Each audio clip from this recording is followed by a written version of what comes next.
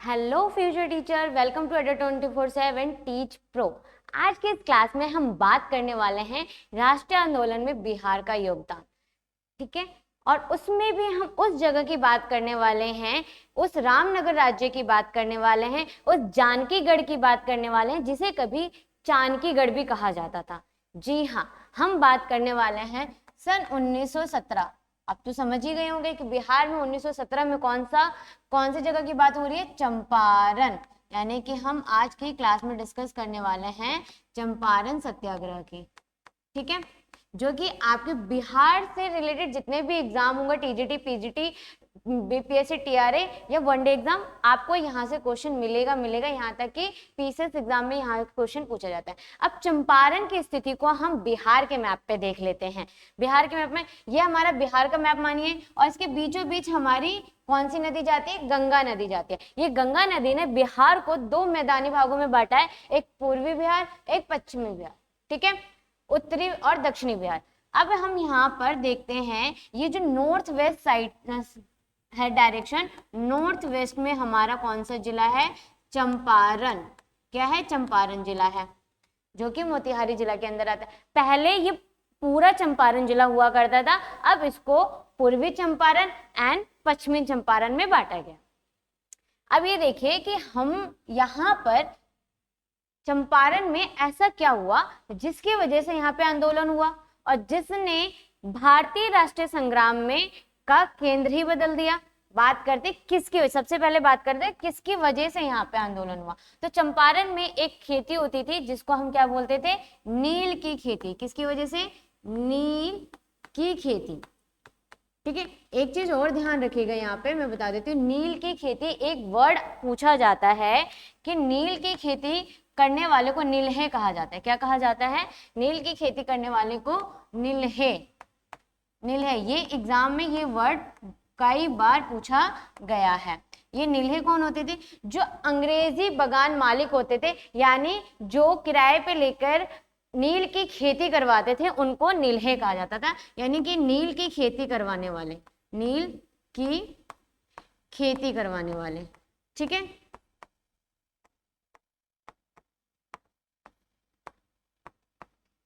ये होता था। अब बात कर लेते हैं, नील की तो खेती हो रही है, लेकिन नील की खेती की वजह से इतना बड़ा आंदोलन कैसे हो गया? आखिर कारण क्या था? उससे पहले हम देखते हैं कि यहाँ पे जो नील की खेती होती थी, दो पद्धति में होती थी। ठीक है, दो पद्धति में होती थी। एक था जिरात, ठीक है, एक था जिरात और दूसरा था आपका असामी वार। क्या था? असामी वार। ये दो पद्धतियों में आपका बिहार के अंदर नील की खेती होती थी। अब इसको समझते हैं कि भाई इन दोनों पद्धति में क्या डिफरेंस था। एक मिनट,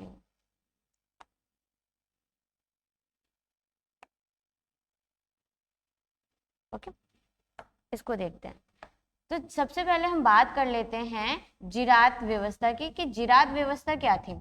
जिरात पद्धति के अंदर आपको मतलब ये होता था यहाँ पे कि जमीन, जैसे कि हमारा जमीन है, हमारी जमीन है, हम रैयत को बुलाते हैं, अपना बैल अपनी हल देकर उस पर खेती करवाते हैं। यानी ये समझ लीजिए कि हमारी पर्सनल प्रॉपर्टी है और उस पर हम किसानों को बुला के काम करवाते हैं, उनको मजदूरी देते हैं। यानी कि अपनी देख रेख में, क्या है? अपनी देख रेख में खेती करवाना, मजदूरी देके अपनी देख रेख में खेती करना, खेती करवाना ना, हल और बैल को देकर। ठीक है, हल और बैल को देकर खेती करवाना ही हमारा जिरात व्यवस्था। तो यहाँ पे तो सबको ज्यादा मजदूरी दी जाती थी, मजदूरी देके। ठीक है, तो यहाँ पे तो ऐसी कोई समस्या नहीं थी जिसके वजह से आंदोलन। बात करते हैं असामी वार व्यवस्था के अंदर, पद्धति के अंदर, कि क्या चीजें थी। तो वहां पर आपको तीन चीजें देखने को मिलती हैं। क्या है? तीन चीजें। इसके अंदर तीन तरीका था। पहला था आपका तीन कठिया व्यवस्था। क्या था? तीन कठिया। ओके, दूसरा था आपका कुर्तौल और तीसरा था आपका कुशक।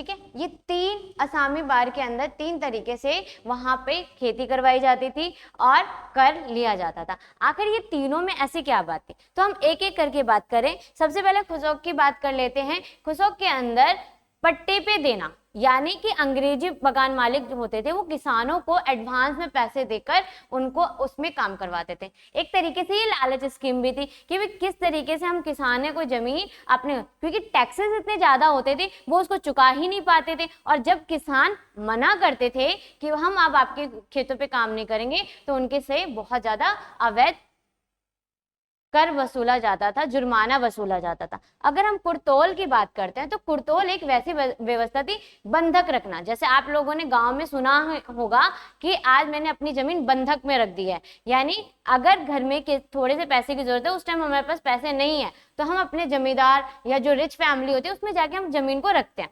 उसके बदले पैसे लेते हैं। तो ऐसे ही यहाँ पे जो किसान होते थे अपने मकान या जमीन को अंग्रेजों के पास क्या रखते थे, बंधक रखते थे, उससे पैसे लेते थे और अपने काम करते थे।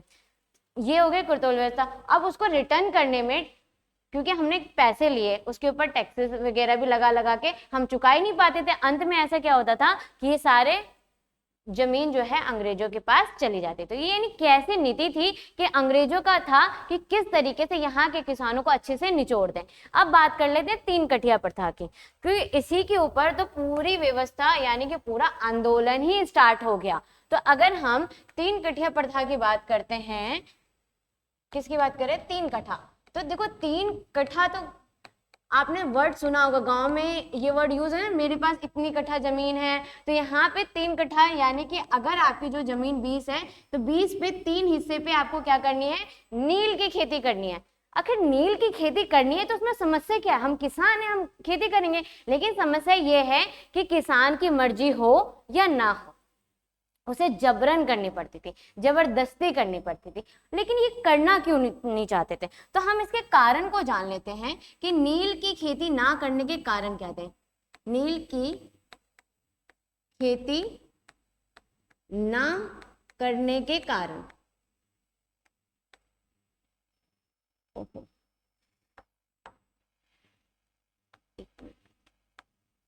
ना करने के कारण, ठीक है। आखिर ये कारण क्या था जो किसान यहाँ पर खेती नहीं करना चाहते थे, तो इसको देख लेते हैं।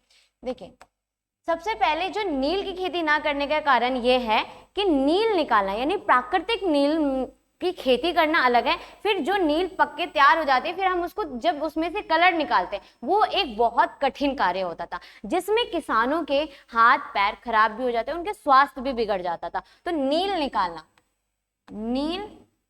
निकालना एक कठिन कार्य था, कठिन कार्य था, ठीक है। वैसे तो हम कहेंगे कि किसान बहुत हार्डवर्क होते हैं, बहुत अच्छे से काम करते हैं, लेकिन ये एक है जहां पे उनके स्वास्थ्य भी, इस और भी इससे बड़े पॉइंट है। दूसरा मेन पॉइंट कह रहे कि नील की खेती, जिस जमीन पे हम नील की खेती एक बार कर देते थे तो वो जमीन बंजर हो जाती थी। अब आप लोग मुझे बताइए कि एक किसान जिसका जमीन ही उसका वजूद है, क्या वो ऐसे फसल करना चाहेगा कि मैं एक बार खेती करूं और उसके बाद वो बंजर हो जाए? उससे तो उसका कोई फायदा ही नहीं है ना। हम कोई भी चीज का उत्पादन करते हैं तो हम क्या करते हैं, अपनी आर्थिक स्थिति को सही करने के लिए, अपनी जीविका चलाने के लिए करते हैं। तो जमीन ही बंजर जब हो जाएगी तो हम क्यों करेंगे? तो ये एक कारण था कि नील की खेती करने के बाद जो खेत होते थे वो बंजर हो जाते थे। तीसरा कारण थे आर्थिक शोषण। आप कहेंगे कि मैम आर्थिक शोषण कैसे हो रहा है? बिल्कुल हो रहा है यहाँ पे, ठीक है। एनसीईआरटी में प्रॉपर लाइन दी गई है कि ये वही समय था जब जर्मनी में एक सिंथेटिक यानी कि आर्टिफिशियल नील का उत्पादन हो चुका था, यानी कम समय में आपको अच्छा रिजल्ट दे रहा था। तो उसके उत्पादन में तो कम समय लग रहा था, लेकिन इसके उत्पादन में समय भी ज्यादा और कार्य भी कठिन था। तो मार्केट में प्राकृतिक नील की डिमांड कम हो चुकी थी। अब आप लोग बताइए कि अगर मार्केट में किसी उत्पादन की डिमांड कम है तो क्या उसको उगाना जायज है? नहीं जायज है। लेकिन यहाँ पे नील है मैंने आपको बताया था, जो नील की खेती करवाते हैं अंग्रेजी बगान मालिक किराए पे लेके, किराएदार, वो क्या करते थे, जबरन इनसे नील की खेती करवाते थे, ठीक है। अगर किसानों के द्वारा मन नहीं है, उसे मना करते थे, तो फिर यहाँ पे भी उनसे अवैध जुर्माना वसूल किया जाता था। इन सभी व्यवस्था में क्या लग रहा है कि किसानों को अंग्रेजों ने इतनी बुरी तरीके से बिल्कुल निचोड़ दिया था, इतने अत्याचार। और इसी अत्याचार के एक हमारे नायक निकले जिन्होंने इनके खिलाफ आवाज भी उठाई और कई बार उन्होंने अंग्रेजों के सामने खड़े हुए, लेकिन उन्हें अंग्रेजों से मार भी पड़ी।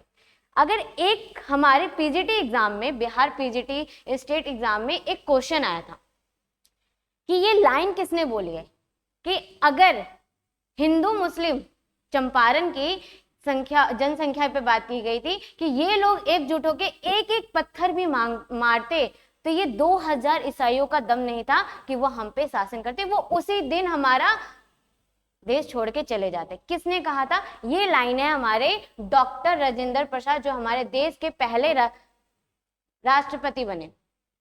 ये प्रॉपर ये लाइन आपकी आई है, और ये क्यों आई है ये लाइन देख लीजिए। यहाँ पर 1911 में एक रिपोर्ट आती है, 1911 मतलब जनगणना की रिपोर्ट आती है, और उसमें चंपारण में 19 लाख लोगों की संख्या होती है, जनसंख्या होती है। इसको अगर हम बांटते हैं तो इस रिपोर्ट के अकॉर्डिंग 2.19 लाख मुसलमान लोग होते हैं।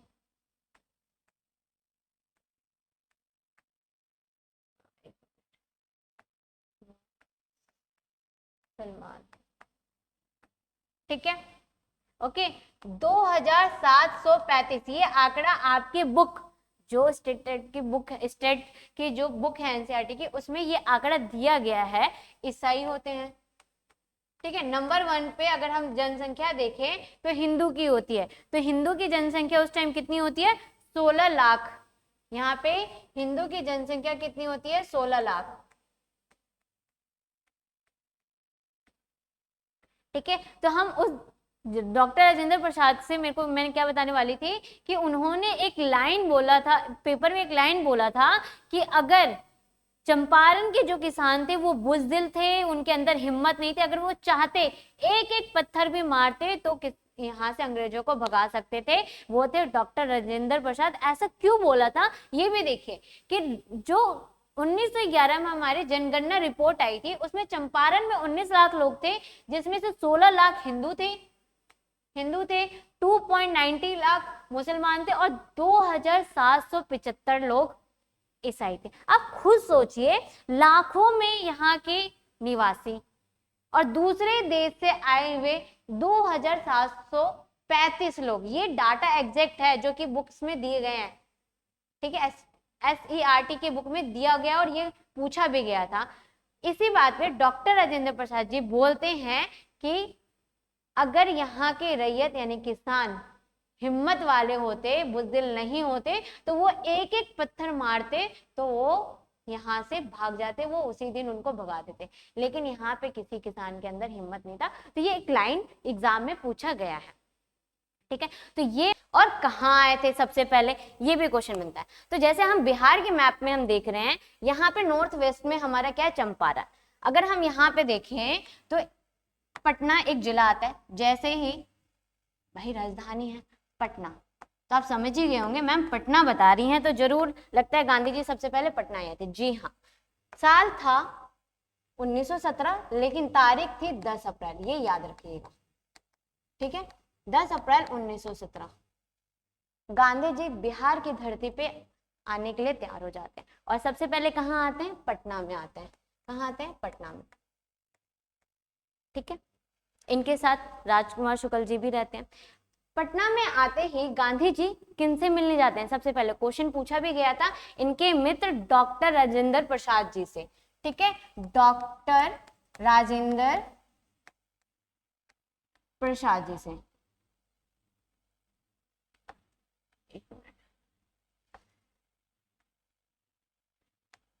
ठीक है, लेकिन अफसोस की बात है कि डॉक्टर राजेंद्र प्रसाद जी से गांधी जी की मुलाकात नहीं हो पाती। अब कारण क्या है? अब एक बार आपके पीजीटी टेट में एक क्वेश्चन पूछा गया था कि जो राजेंद्र प्रसाद जी हैं वो पटना में कहाँ रहते हैं, यानी उनका निवास कहाँ पे है? तो मौर्य है जगह जहाँ पे बंदर बगीचा, जगह का नाम है बंदर बगीचा, ये पूछा गया, ठीक है। लेकिन गांधी जी से तो उनकी मुलाकात नहीं होती। क्यों नहीं होती? ये डेट याद रखिए और इसको ध्यान दीजिए, याद कीजिए कि भाई ये 1917 में कुछ और भी हुआ था क्या? 1917, 10 अप्रैल 1917, जी हाँ, यहाँ पे हो रहा था कांग्रेस का कलकत्ता अधिवेशन और राजेंद्र प्रसाद जी यहीं पे गए हुए थे। ठीक है, तो गांधी जी से उनकी मुलाकात नहीं होती है।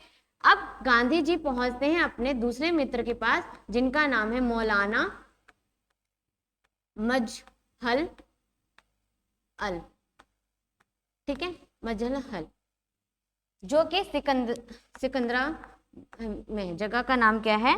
सिकंदराबाद। एक मिनट,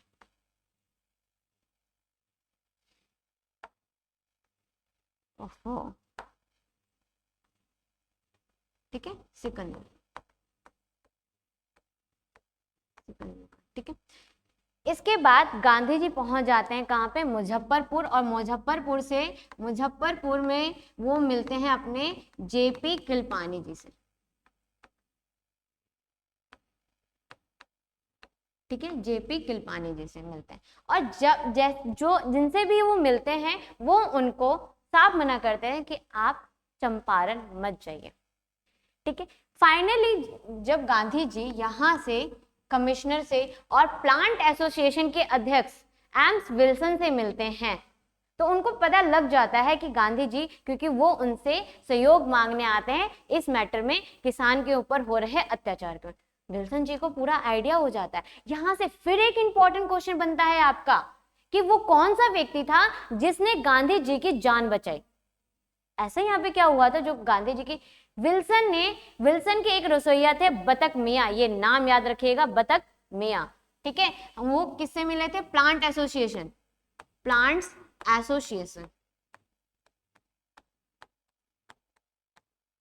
ठीक है। उनके अध्यक्ष थे कौन? AIIMS Wilson. इनके रसोइया थे बतक मियाँ, ये भी लिख लीजिए, याद रहेगा, बतक मियाँ, ओके। इनको पता चल गया था कि विल्सन जी का प्लान है गांधी जी को डिनर पे बुलाना और उनके खाने में जहर मिला देना। इन्होंने गांधी जी को ये बात बता दी और ऐसे उनकी जान बच गई। कई बार बीपीएससी पीसीएस में पूछा गया है, पीजीटी में पूछा गया है, और एक बार 2023 में जो पीजीटी का एग्जाम हुआ था उसमें जनरल पेपर और आपके सब्जेक्ट पेपर, अगर हिस्ट्री का भी पेपर है तो उसमें भी पूछ के लिया गया, तो एक बेनिफिट हो जाता है। तो यहाँ पे ये बात हो जाती है।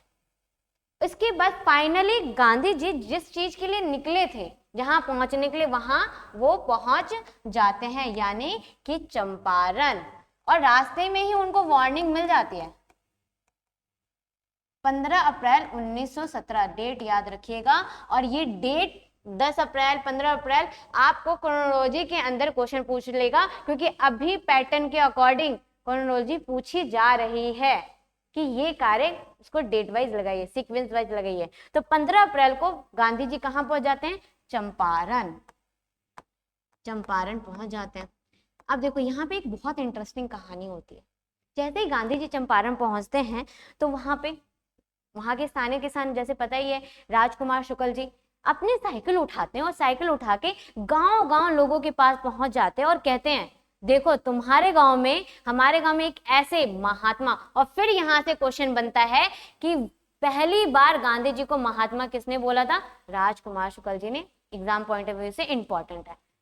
महान व्यक्ति आए हैं, महात्मा आए हैं, जो मात्र उनको अपनी समस्या बता देने से सारी समस्या दूर हो जाएगी। ठीक है, ये बात हो गई। यहाँ पे तो अंग्रेजी प्रशासन को तो खबर मिल चुकी है। और फिर 16 अप्रैल के अगले दिन ही जिला मजिस्ट्रेट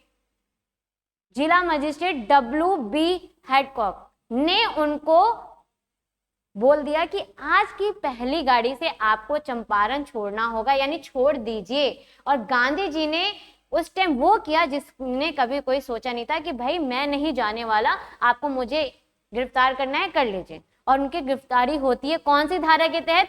धारा 144 के तहत। अब तो गांव वाले तो उनसे मिलने आ रहे थे, सबको खबर हो गया भी महात्मा जी आए हैं, महात्मा जी आए हैं, और सब मिलने भीड़ लग गई। अब उनको लगा कि ये जो केस है ना इतना आसान नहीं है। उसी टाइम उन्होंने बोला, बातें दिन पे दिन बढ़ती जा रही थी कि भाई आप 100 रुपए दीजिए और अपनी जमानत करवा लीजिए। गांधी जी ने बोला मैं तो यहाँ पे सिर्फ समस्या को देखने आया था, मेरे पास नहीं है 100 रुपए और ना ही मैं अपनी जमानत करवा सकता हूँ। हैडकॉक ने, जिला मजिस्ट्रेट ने अपनी पहचान पे 100 रुपए देके गांधी जी को रिहा किया। वो रिहा किया कौन सा डेट था आपका इतिहास के पन्नों में था 21 अप्रैल, यानी कि 21 अप्रैल को गांधी जी को रिहा किया जाता है। जैसे ही गांधी जी यहाँ से रिहा होते हैं, वो जिस कार्य के लिए आए हैं उसमें वो सीधा पहुंचते हैं बेतिया। कहाँ पहुंचते? ये बेतिया मिला था। बेतिया में एक जगह का नाम है साठी, यानी साठी गांव था, ठीक है, साठी गांव था। वहां वो 8000 लोगों से नहीं, रैयत से। अब रैयत मत पूछ लेना मुझसे कि ये रैयत क्या है, ये तो पता है ना, किसान, जो वहां पे किसान खेती करते थे। रैयत से 8000 रैयत से मिलते हैं और उनकी समस्याओं को जांचते हैं, उसके ऊपर अपनी एक रिपोर्ट बनाते हैं। रिपोर्ट बनाई। अब हमने रिपोर्ट भी बना ली तो ये रिपोर्ट भी तो देनी होगी ना ऊपर, अंग्रेजी प्रशासन। 13 मई डेट याद रखिएगा, 13 मई को कहाँ पे रिपोर्ट जमा करते हैं? उड़ीसा में। कहाँ पे? उड़ीसा में। और ये उड़ीसा, बंगाल, बिहार पहले एक ही प्रोविंस था, ये याद रखना। उड़ीसा के उपराज्यपाल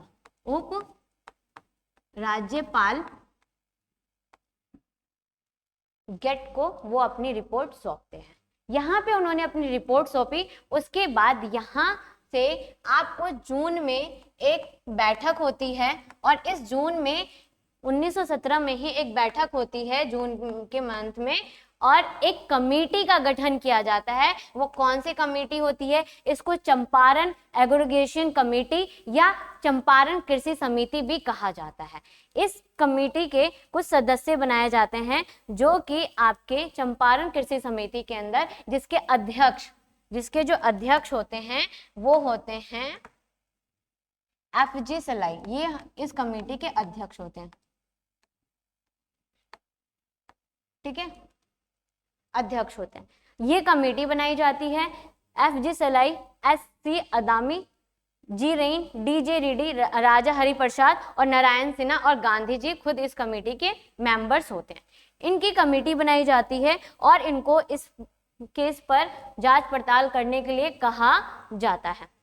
कमेटी बन गई। अब 3 अक्टूबर ये याद रखिएगा, 3 अक्टूबर को आदेश दी जाती है। क्या दिया जाता है? आदेश, ठीक है, और उसको 18 अक्टूबर को पारित कर दिया जाता है। यहाँ पे आदेश दिया जाता है इस पे कार्य करने का, और 18 अक्टूबर को फैसला आता है कि भाई क्या फैसला आता है? बहुत इंपॉर्टेंट फैसला आता है जो कि एग्जाम पॉइंट ऑफ व्यू से, कि भाई इस आदेश के अकॉर्डिंग क्या क्या चेंजिंग किया गया। पहला चेंजिंग किया गया कि 3 कठिया प्रथा को समाप्त कर दिया गया और अंग्रेजों के द्वारा जितने भी अवैध वसूली की गई थी उसका 25% वापस किया गया। तीसरा इंपॉर्टेंट चीज, जितने भी नील्हे हैं यानी नील की खेती करवाने वाले, उनको 10 वर्ष के अंदर चंपारण छोड़ने का आदेश दिया गया। तो ये सारी चीजें थी आपके एग्जाम पॉइंट ऑफ व्यू से कंप्लीटेड। ये याद रख लेना, ये इंपॉर्टेंट है। कई बार एग्जाम में आपके पूछे गए हैं कि भाई प्लांट एसोसिएशन के अध्यक्ष, जैसे मैंने बताया, JS मिल्सन थे, चंपारण जिला मजिस्ट्रेट। हैडकॉक थे, बिहार के लेफ्टिनेंट गवर्नर उस टाइम एडवर्ड गेट थे, और चंपारण कृषि समिति के अध्यक्ष कौन थे? FG सलाई थे, ठीक है। अब हम क्वेश्चन भी देख लेते हैं कि भाई ये क्वेश्चन आया भी है नहीं। ये देख लीजिए, BPSC TRA 2024 में आपका क्वेश्चन आया है, किसानों के समर्थन में 1917 में चंपारण सत्याग्रह, गांधी जी का समर्थन किसने किया था? तो यहाँ पे भी ये पॉइंट याद रखिएगा कि गांधी जी को समर्थन या सहयोगी नेता कौन कौन थे? डॉक्टर राजेंद्र प्रसाद, ब्रजकिशोर प्रसाद, JP कृपलानी, रामनवमी प्रसाद, मजर हुल हक और धनुधर, ठीक है। एक यहाँ पे महादेव देसाई जी का भी नाम एक याद रख लीजिएगा। जरूरी नहीं है कि यही पूछे कौन थे, लेकिन इसमें तो आपको पता चल गया ना, सत्यनारायण सिन्हा, बिरसा मुंडा का तो कहीं बात ही नहीं है, तो आंसर क्या होगा? राजेंद्र प्रसाद। अगला क्वेश्चन देख लीजिए, महात्मा गांधी ने चंपारण यात्रा किस वर्ष की?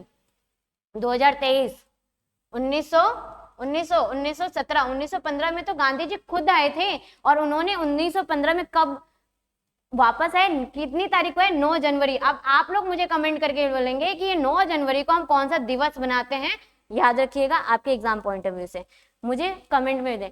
महात्मा गांधी जी के राजनीतिक गुरु, देखो अब बात राजनीतिक गुरु जी की आ गई है, तो एक क्वेश्चन यहाँ से मुझे एक और याद आ गया जो कि बात की गई, इसका आंसर होगा गोपाल कृष्ण गोखले। उन्होंने जब गांधी जी भारत आए थे तो उन्होंने उनको एक सलाह दिया कि देखो तुम अपना मुंह बंद करके और आंखें खुली करके पहले पूरी भारत का भ्रमण करो।